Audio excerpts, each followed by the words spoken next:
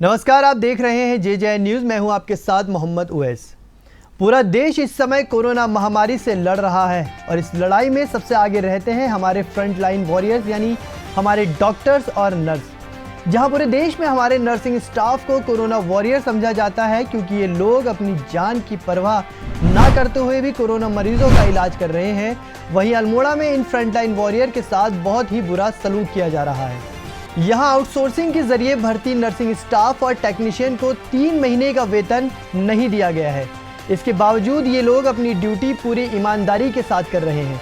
इन लोगों ने अपनी समस्या उत्तराखंड के मुख्यमंत्री तीरथ सिंह रावत के सामने उनके अल्मोड़ा दौरे के दौरान रखी, पर अभी तक मुख्यमंत्री की तरफ से भी कोई समाधान निकलता नहीं दिख रहा है। आउटसोर्सिंग नर्सिंग स्टाफ का कहना है कि उनकी duty corona ward, vaccination centre और कलेक्शन सेंटरों में लगाई जा रही है। यहाँ तक कि गर्भवती महिला कर्मचारियों को भी कोरोना वार्ड में भेजा जा रहा है और अगर किसी स्टाफ में कोरोना के सिम्टम्स दिख रहे हैं तो उससे कहा जा रहा है कि अपनी जगह किसी दूसरे को लगाओ, तभी आपको छुट्टी मिलेगी।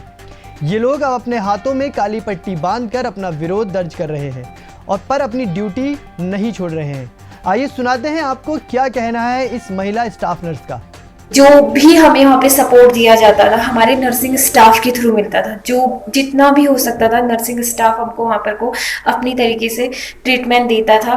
बस डॉक्टर ने हमें कोई भी हमें ना ट्रीटमेंट दिया ना देखा। इवन खाना भी हमें इस तरीके से दिया जाता था, वहाँ पे ज़मीन में फेंक के पैकेट्स फेंक दिए जाते थे खाने वाले के थ्रू और वो हमें लेने पड़ते थे। अगर मैं इस समय कोविड संक्रमित होने के बावजूद, ठीक होने के बाद भी अगर ड्यूटी ज्वाइन करती हूँ, उसके बाद कौन ये गारंटी देता है कि क्या कहते हैं हम दोबारा संक्रमित होते हैं।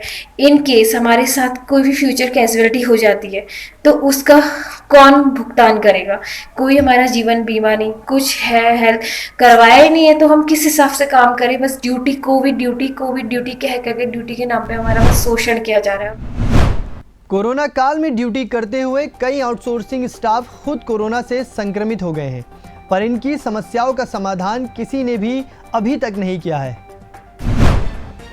सबकी नज़र में हम फ्रंट लाइन कोरोना वॉरियर्स हैं, लेकिन हमें पता है हमें कितनी परेशानियों का सामना करना पड़ता है, जिस कारण हमने माननीय मुख्यमंत्री जी के सामने अपनी परेशानियां रखी हैं, जो कि इस प्रकार है।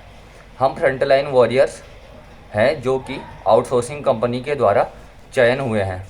महामारी के चलते दिन रात हम अपनी सेवा दे रहे हैं और हम सभी संक्रमित हो रहे हैं, और फिर भी हमसे यह उम्मीद रखी जाती है कि हम अपनी सेवा निरंतर रूप से दें।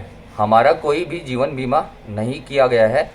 अगर किसी भी स्टाफ को संक्रमण के चलते कोई भी समस्याएं होती हैं तो इसका जिम्मेदार कौन होगा? अभी सभी को मालूम है कि देश में कोरोना के क्या हालात चल रहे हैं। उसके चलते हुए भी हम लोग बिना डरे बिना रुके अपना काम करते जा रहे हैं और ना ही अपनी जान की परवाह कर रहे हैं, ना ही कुछ भी, क्योंकि हमारे लिए पहली प्रायोरिटी पेशेंट आता है। पेशेंट को हम केयर कर रहे हैं, लेकिन हमारी केयर करने वाला यहाँ पे कोई भी नहीं है। चिकित्सा प्रशासन हो चाहे कोई भी प्रशासन हो, हमारे बारे में कोई रिस्पॉन्स नहीं दे रहा है। बाकी हम लोग यहाँ पे अपनी कुछ मांगे रखते हुए अपने किए हुए कार्य को आगे को बढ़ाते रहेंगे। हम शांतिपूर्वक अपना विरोध जारी रखेंगे, लेकिन हम अपने काम का बहिष्कार नहीं करेंगे।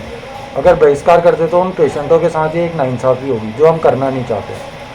बाकी हम इससे आगे को जितनी भी प्रोसेस होंगी वो पूरी करेंगे, लेकिन हम यही उम्मीद रखते हैं कि हमें लोगों का साथ मिले, जिससे हमारी ये बातें आगे तक पहुंचने में हमें थोड़ी बहुत सही लेकिन कुछ तो मदद हो।